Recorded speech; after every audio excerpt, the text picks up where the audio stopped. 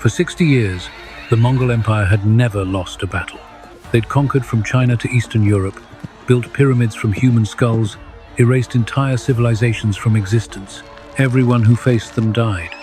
Every city that resisted was destroyed. Every army that challenged them became a footnote in history. But on the 3rd of September 1260, in a valley called Ain Jalut, something impossible happened. A group of former slave boys did what no army on earth had managed to do. They made the Mongols bleed.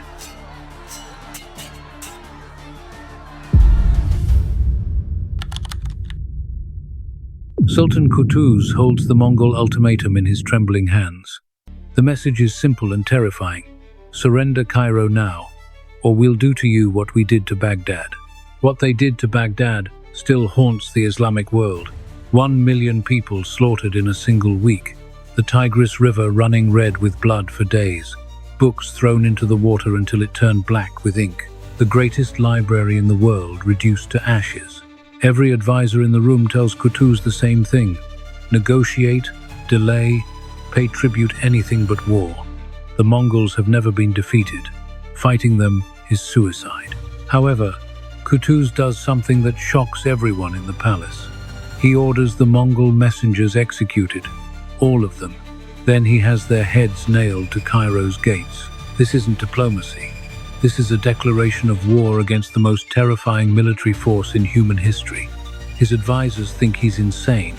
They're probably right, but Qutuz knows something they don't. The Mamluks aren't ordinary soldiers. They're something the world has never seen before, and the Mongols are about to find out why. The Mongol Empire in 1260 controls 1/5 of all land on Earth, 13 million square miles. From Korea to Poland, the largest empire in human history, still expanding, still unstoppable. Their military tactics are revolutionary. Mongol horses travel 50 miles per day. Their riders shoot arrows with deadly accuracy while galloping at full speed. They can hit targets the size of coins from 100 yards away while moving, yet their greatest weapon isn't speed or skill. It's terror. When Mongol armies approach a city, they offer a choice. Surrender immediately and become slaves, or resist and watch everyone you love die in ways that defy imagination. Most cities choose slavery. The smart ones do anyway. In 1258, Baghdad made the wrong choice. The Mongols spent a week teaching the Islamic world what resistance meant. Scholars were trampled by horses. Children were thrown from war. The House of Wisdom, where humanity's greatest knowledge was preserved, burned for days. Therefore, every Islamic leader from Cairo to Damascus knows the price of defiance. Qutuz has just signed his own death warrant, and possibly the death warrant of Islamic civilization itself. But here's what the Mongols don't know about the Mamluks. These warriors were stolen from their families as children, bought in slave markets like cattle, separated from everything they knew forever. But instead of breaking them, this created something extraordinary. Mamluk boys were trained from childhood in warfare. Swords, spears, bows, tactics, languages, and the Quran. They learned loyalty not to family or tribe, but to each other and to Islam.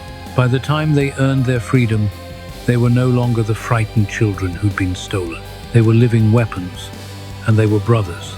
Baibars is one of these brothers. He's Qutuz's best general, and he has a plan that sounds completely insane.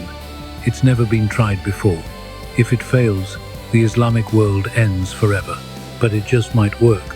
The Mongol army under General Kitbuga is marching south through Palestine with 20,000 warriors.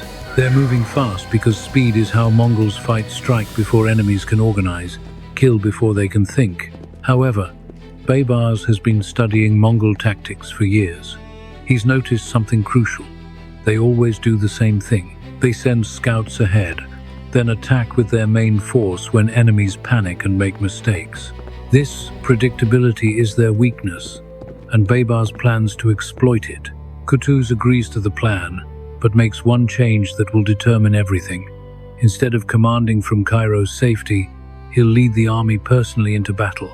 His advisors are horrified. Sultans don't fight in battles. They give orders from palaces, while generals take the risks. But Qutuz understands what they don't. His men need to see him bleed alongside them. because what they're about to attempt requires faith stronger than fear of death. The 3rd of September, 1260. Dawn breaks over the valley of Ain Jalut, the spring of Goliath. The name feels prophetic. Mongol scouts arrive first, about 1,000 horsemen riding hard and fast. They spot a small group of Mamluk cavalry, maybe 500 men, easy prey. The Mongols attack immediately. Arrows darken the sky. Horses thunder across sand. The Mamluks seem to panic and retreat. This is exactly what Mongols expect. Every enemy runs initially. Then the main army arrives and finishes them. It's worked 1,000 times before, but something's different. The Mamluks aren't fleeing in terror, they're withdrawing in perfect formation, firing arrows with deadly precision, hitting horses and riders while moving, and they're leading the Mongols deeper into the valley. General Kitbuga arrives with the main Mongol force. He can hear fighting ahead but can't see it. The valley walls are too high, the path too narrow. He should be suspicious. He should send more scouts. However, he's a Mongol general, and Mongol generals don't hesitate. They attack. It's worked for 60 years. Why would today be different? 20,000 of the world's finest warriors pour into the valley like water through a funnel, eager for another easy victory. They can almost taste the gold they'll plunder from Cairo. Then they hear the horns. The sound comes from everywhere at once. From hills on both sides. From behind. From ahead. Not one horn, hundreds. Mamluk warriors rise from hidden positions like demons from sand. Thousands of them, maybe 30,000, surrounding the Mongols completely. For the first time in 60 years, a Mongol army is trapped. But Mongols are still Mongols. They don't panic. They don't surrender. They form ranks and prepare to fight their way out. They've been outnumbered before. They've been surprised before. They've never lost before. Kitbuga orders his men to break south toward open ground. If they reach the desert, they can use their superior mobility and archery to turn the battle. The Mongols charge. Their arrows find marks. Their horses crash through Mamluk lines. For a moment, it looks like they might escape. Then Qutuz does something that changes everything. He removes his helmet, throws it on the ground, and screams at the top of his lungs, "O Islam!" Every Mamluk warrior hears him. They see their sultan fighting like a common soldier, bleeding like they're bleeding, risking everything like they're risking everything. The effect is electric. These aren't terrified farmers or soft city dwellers. These are professional warriors who've trained their entire lives for this exact moment. The Mamluks surge forward with fury the Mongols have never encountered. The battle becomes slaughter. But for the first time in decades, it's not Mongols doing the slaughtering. Kitbuga fights like a cornered lion. His sword cuts down dozens before he's finally overwhelmed. With his last breath, he shouts defiance. He dies as he lived without fear.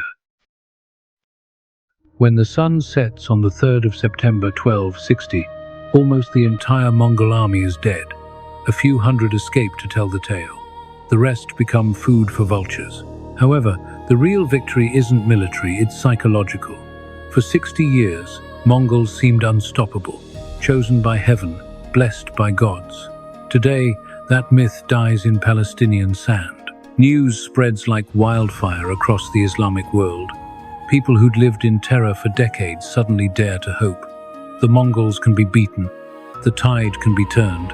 In Mongolia, thousands of miles east, the Great Khan receives news months later. For the first time since the empire began, a Mongol army has been completely destroyed. Western expansion stops immediately. Therefore, the Battle of Ain Jalut didn't just save Egypt, it saved Europe, Africa, and what remained of Islamic civilization.